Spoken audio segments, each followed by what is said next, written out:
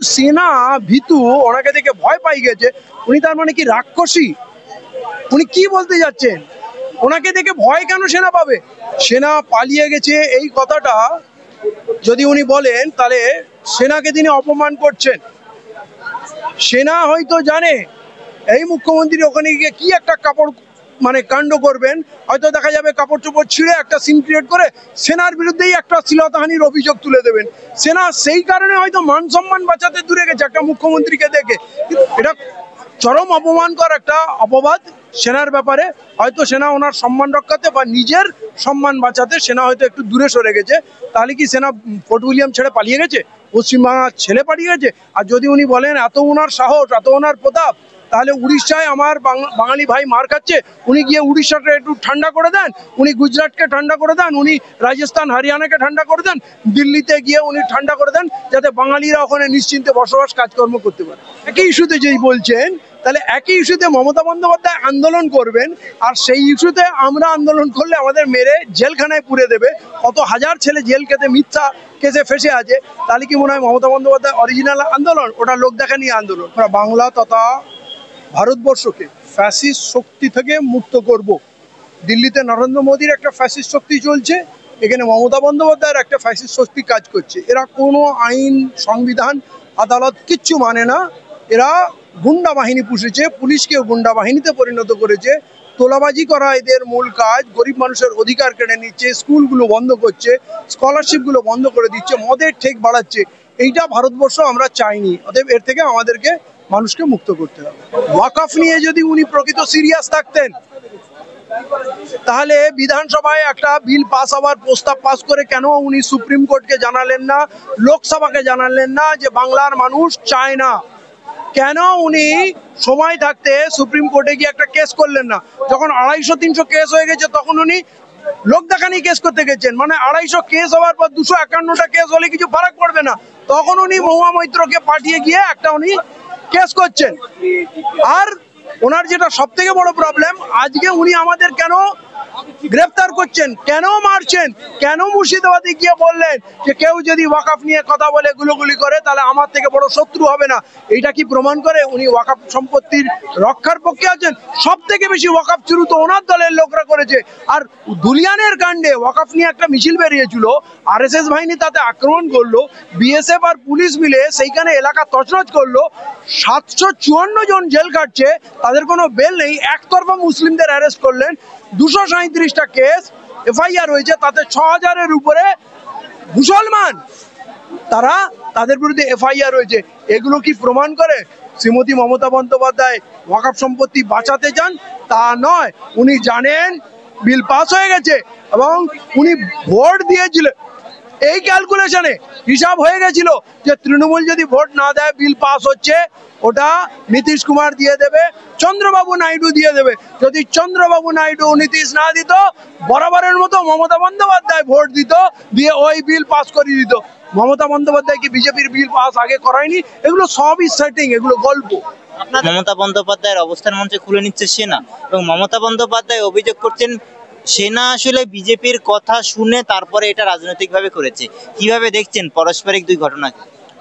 দুইটা অ্যাঙ্গেল আছে। এক নম্বর, শ্রীমতী মমতা বন্দ্যোপাধ্যায়ের চেহারা হয়ে গেছে অত্যাচারী শাসকের।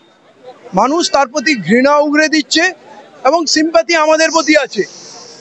দ্বিতীয় কার্ড উনি যেটা ওখানে খেললেন, যে উনি দেখালেন আমি ভিকটিম, আমি অত্যাচারী না, উনি ভিকটিম হয়ে সিম্প্যাথি কুড়ানোর চেষ্টা করলেন।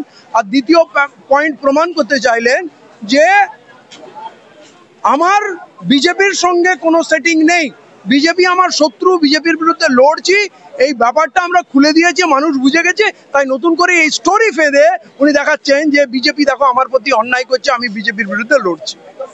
ওরা কোথায় কোথায় বেড়াতে যায়, সেইটা পরিযায়ী শ্রমিকের জন্য নয়। পরিযায়ী শ্রমিকের জন্য যদি মুখ্যমন্ত্রী চান, উড়িষ্যার মুখ্যমন্ত্রীকে ফোন করে বলবেন ওইখান থেকে আমার লাশ আসছে, আমার এইখানে অসুবিধা হচ্ছে, এখানকার মানুষের প্রতিক্রিয়া হচ্ছে, এখানে কিছু ঘটে গেলে আমি কিন্তু দায়িত্ব নিতে পারবো না, সামলাতে পারবো না। কারণ এটা কোনো একটা ইনসিডেন্ট না, বারবার হচ্ছে, বাঙালি বাংলা ভাষা থেকে হচ্ছে। একটা ফোন করলে ওখানকার উড়িষ্যা গভর্নমেন্ট অ্যালার্ট হয়ে যাবে। উনি কিন্তু করেননি, উনি গুজরাট গভর্নমেন্টকে বলেনি, উড়িষ্যা গভর্নমেন্টকে বলেনি। উনি মার খেয়েছে, এখানে এসছে, উনি রাস্তা একটা মেলা করেছেন, মার্চ করেছেন, দেখো আমি বাঙালিকে ভালোবাসি। আপনি বলুন তো সত্যি কি বাংলা ভাষা ক্রাইসিস আছে, নাকি বাংলার শ্রমিক তার জীবন জীবিকার সংগ্রাম করছে? বাংলা ভাষা ক্রাইসিসে নেই।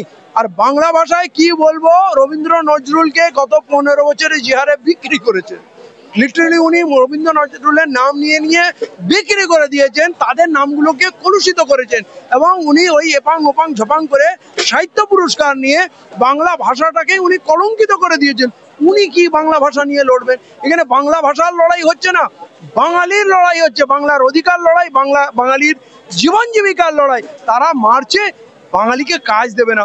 মুখ্যমন্ত্রী এখানে কাজ দিতে পারেননি, ওখানেও বাঙালিকে কাজ করতে দেবে না, তো বাঙালি তো না খেয়ে মরে যাবে। সেই ব্যবস্থাটা এই তৃণমূলের মমতা বন্দ্যোপাধ্যায় আর নরেন্দ্র মোদীর বিজেপি একসঙ্গে করছে। আপনাদের এই আন্দোলনের লক্ষ্য কি? 3 দিন ধরে ধর্মতলার মতো জায়গায় আপনারা অবস্থান করলেন, ধর্ণা করলেন, আপনাদের লক্ষ্যটা ঠিক কি? কি চাইছেন আপনারা?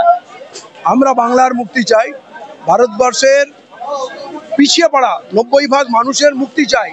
এই দেশ, এই রাজ্য লুটেরাদের রাজত্ব হয়ে গেছে, এই লুট থেকে আমরা বাঁচাতে চাই।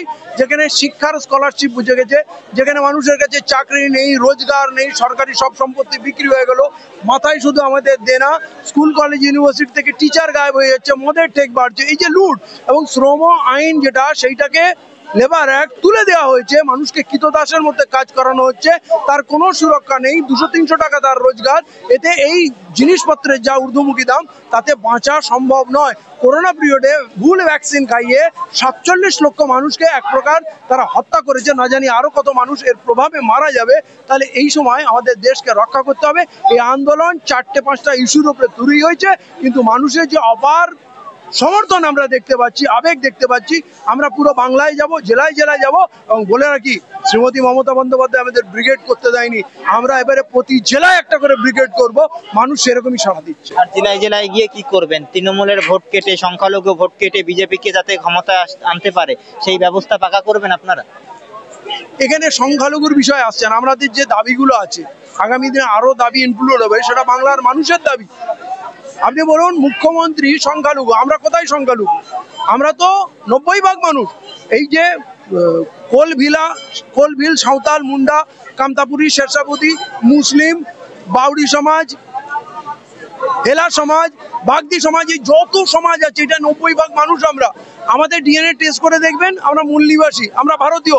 আর মমতা বন্দ্যোপাধ্যায়ের বলে দিলাম, ডিএনএ টেস্ট আমাদের সঙ্গে করবে না, আদিবাসীর সঙ্গে বলবে না, মতুয়ার সঙ্গে মিলবে না, কোলভিল সাঁওতাল কার সঙ্গে মিলবে না। তাহলে সংখ্যালঘু তো মমতা বন্দ্যোপাধ্যায়, আমাদের তো 90% মানুষ। আমাদের বোকা বানিয়ে এই ব্রাহ্মণরা, ব্যানার্জি, মুখার্জি, চ্যাটার্জিরা রাষ্ট্র দখল করে রেখেছে। আমরা ভারতবর্ষকে মুক্ত করতে চাই, বাংলাকেও মুক্ত। আমার প্রশ্ন এখানে, আপনারা করবেন কি করে? আপনারা গ্রামে গ্রামে যাবেন, জেলায় জেলায় যাবেন, প্রচার করবেন সেই ইস্যুতেই, যে ইস্যুতে তৃণমূল কংগ্রেস রাস্তায় নামছে, প্রতিবাদ করছে। তাহলে বিজেপি বিরোধী যে ভোট রয়েছে, সেই ভোটটা যদি ভাগ হয়ে যায়, তাহলে তো সব থেকে রাজনৈতিক লাভ, ভোটের অঙ্কে সহজ পাটিগণিতের হিসেবে রাজনৈতিক লাভ তো বিজেপির হবে। আর সেক্ষেত্রে যদি 26 সালে বিজেপি ক্ষমতায় আসে, তাহলে তার দায়ভার আপনারা নেবেন? প্রথম কথা বলি, মানুষ নকল আর আসল বোঝে। আমাদের আন্দোলন, আমরা মার খেয়ে জেল খেটে আন্দোলন করছি। একই ইস্যুতে যেই বলছেন, তাহলে একই ইস্যুতে মমতা বন্দ্যোপাধ্যায় আন্দোলন করবেন, আর সেই ইস্যুতে আমরা আন্দোলন করলে আমাদের মেরে জেলখানায় পুরে দেবে। কত হাজার ছেলে জেল খেতে মিথ্যা কেসে ফেসে আছে। তাহলে কি মনে হয় মমতা বন্দ্যোপাধ্যায় অরিজিনাল আন্দোলন? ওটা লোক দেখানি আন্দোলন। দ্বিতীয় কথা হচ্ছে, আমরা এই আন্দোলন করছি এখন ভোটের আন্দোলন নয়, ভোট তো 26-এ পরে আছে। মানুষ যখন ঘুরে, পুরোপুরি ঘুরে। আপনি বলুন তো, মমতা বন্দ্যোপাধ্যায় বামফ্রন্টকে সরিয়ে তৃণমূলকে বাংলার মানুষ আনলো, ওই তখন ভোট ভাগ হলো না।